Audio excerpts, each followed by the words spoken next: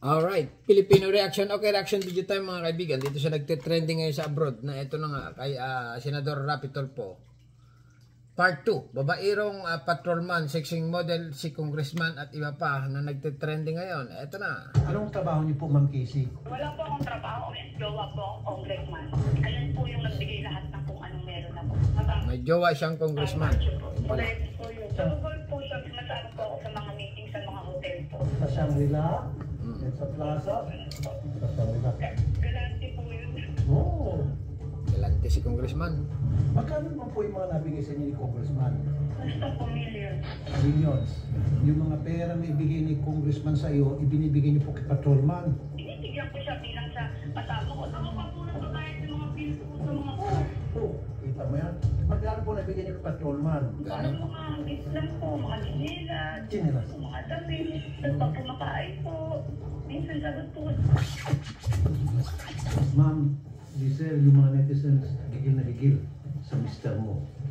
Sabi mo, tumawag sa inyo ng madaling araw? Opo, kanina po. Bago. Ay, nakukuha ko na. Itong si patrolman, asawa niya ito. Bago yung chicks ni patrolman, ay kabit naman ni congressman. Opo, Chicks ako ni congressman. mag-ayos. Natutulog po ako tumawag. Nag-aaway po sila Syuta.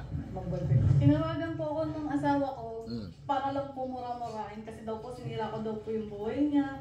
Sabi ko, tapos sumisigaw yung Casey, yung kabit niya. Sabi niya, Giselle, kunin mo na yan, uwi mo na yan. Sabi niya, sobrang walang yan. Babae rin, wala nang pera yan. Sabi ko, alam mo Casey, sabi ko, huwag niyo na akong idamay sa gulo niyo. Maganda Sabi rin ko, itong tigilan asawa niyo ni na ako. Sabi patrolman. ko, di ba, Taba lang. willing kayo naghanap kayo ng butat, ibubutas sa akin, willing kayo lumaban sa kaso. Sabi ko sa kanya. Sabi niya, iuwi niya na yan, asan number ng nanay niyan, papasundo ko ngayon yan, lumayas ka na dito, sabi niya sa Teka muna, so Ganon. inaaway si Patrolman ng kanyang kabit at ito si Patrolman, ikaw ang inaaway naman. Opo, kasi nga Ganon? po, hindi daw po matanggal sa isip ni Casey yung mga message na sinend ko sa kanya na message sa ni Chris, ng asawa ko po. Ganon. Sabi, dapat kung silang dalawa nag-aaway, Kumain ka na, si puntahan Mr. kita, at yung kanyang breakfast mo kabit, silang dalawa lang, huwag kayo damay. Anong Ayun nga po kinalaman mo? yung galit nga po ni Ed, kaya rin po ganyan siya kagalit. Halos araw-araw, message, tawag. Maganda rin itong Pagsagot asawa ko ni po, patrolman mumurahin talaga. lang niya ako na po. Ganon. Ganun lang. Hi Casey, Ay, naku, parang artista pala ang ganda ito nito. po si Giselle Mokling. Siya po ay humingi ng tulong sa amin, gawa nitong siya po ang palaging naipit tuwing nag-aaway daw kayo ni Patrolman. Nagpalaya na nga po siya, pinapabayaan na nga niya si Patrolman at ikaw Wapo na rin pala yung si sama, Pogi. maglampungan, whatever, etc.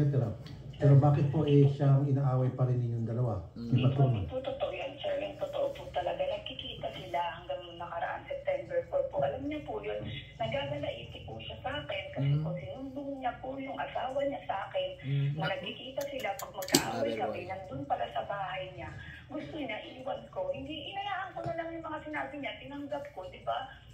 Yun yung kinakagalit niya po na sinabi ko na sinabi niya na raw po sa akin. Lahat araw po ako.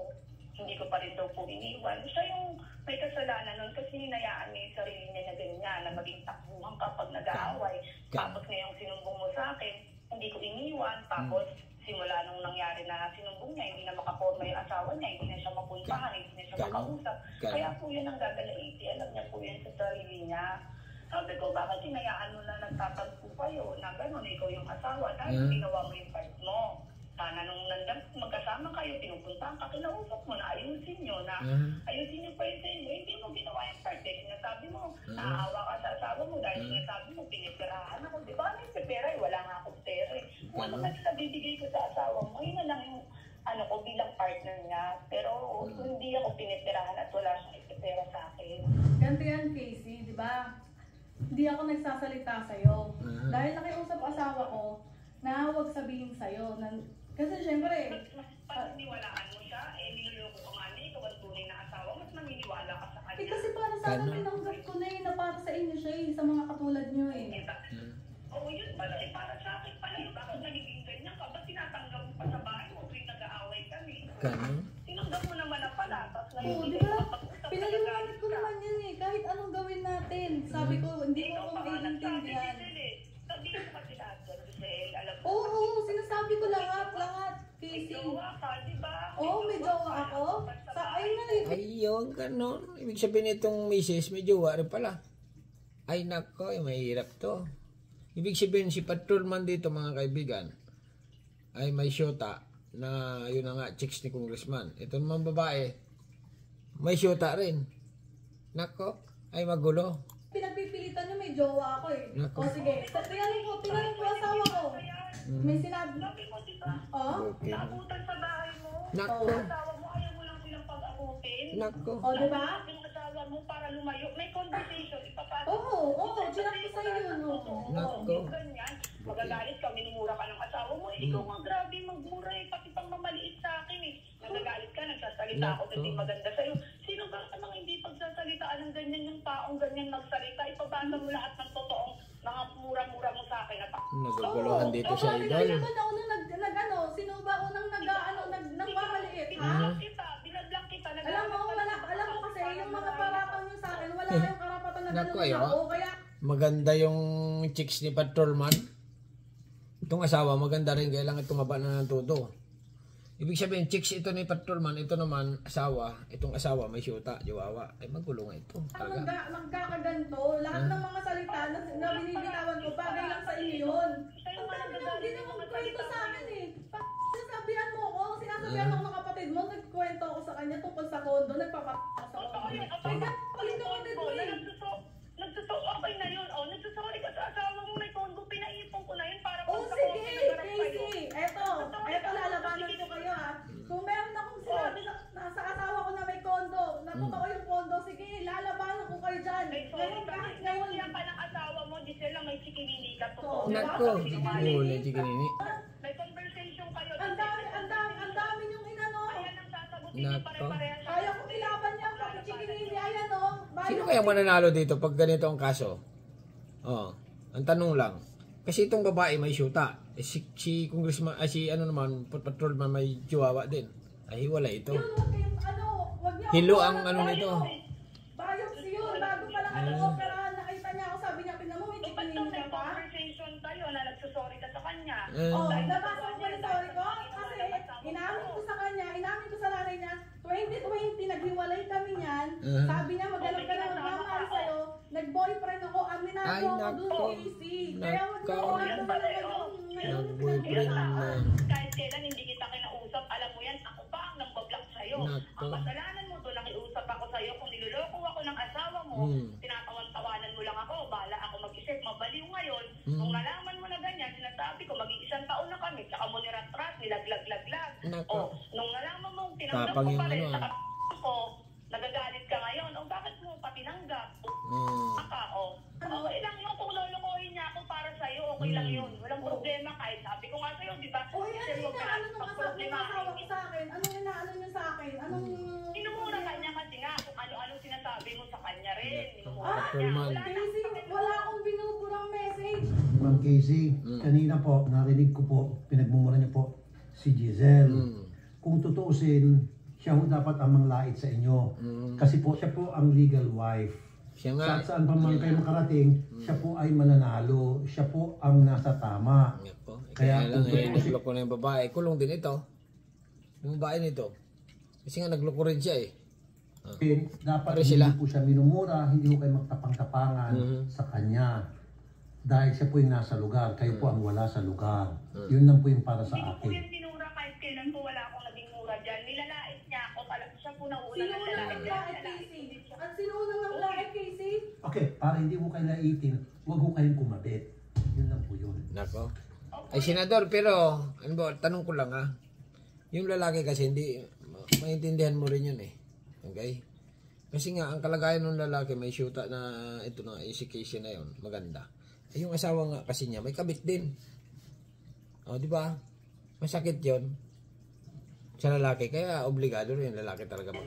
Kung pinaglalaban niya man po nga yung asawa niya po, di Kasi po, di magkabalikan niya po, ayaw siguro. niya naman. Di ko po alam anong pinaglalaban niya. Pinaglalaban ko dito yung katahimikan ko. Ayaw niyo akong patahimikan. Katulad ka na Nananahimik naman na. Saka Tahimik hindi na. pa kayo magiging tahimik kasi di ba nagmikasukan pa nga na nagaganap. O sino ba rin naman sa hindi na kayo ginagawa na sa akin pang istorbo eh. O yun pala eh. Naalin mo na lang sa legal eh. Ba't tumabot ka pa sa sitwasyon Lahat na ng ganyan eh, di ba? lahat nilabas nyo, lahat walang katotohanan.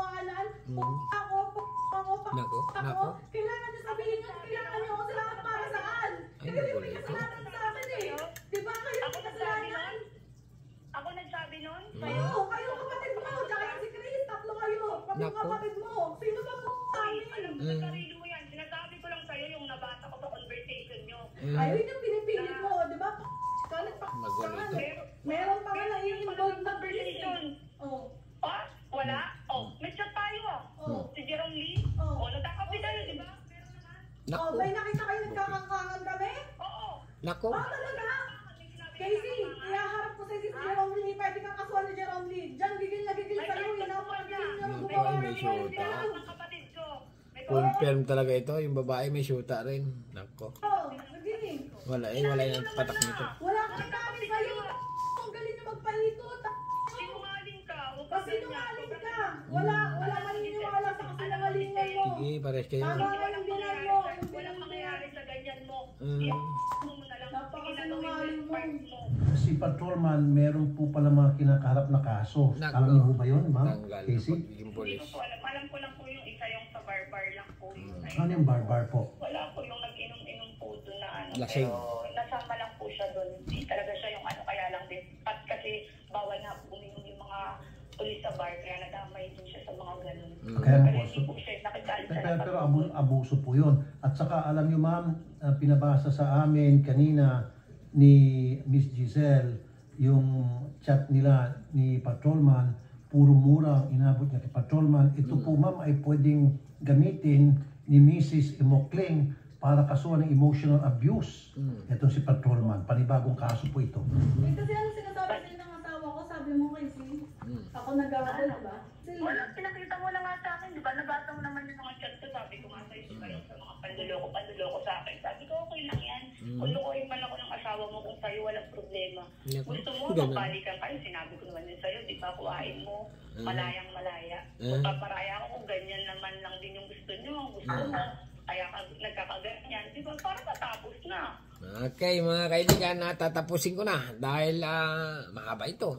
2 oras yata ito, nagngal-ngalan sila. Pero ito na nga, nagtitrending ngayon kay Senador Rapi Tulfo, yung sa ano niya. Part 2, babaerong patrolman, sexing model, si Congressman ay bla bla bla. Okay, yan na. Panoorin nyo lang at hanggang dito na lang. Ano masasabi nyo? Comment and subscribe. Thank you, bye-bye.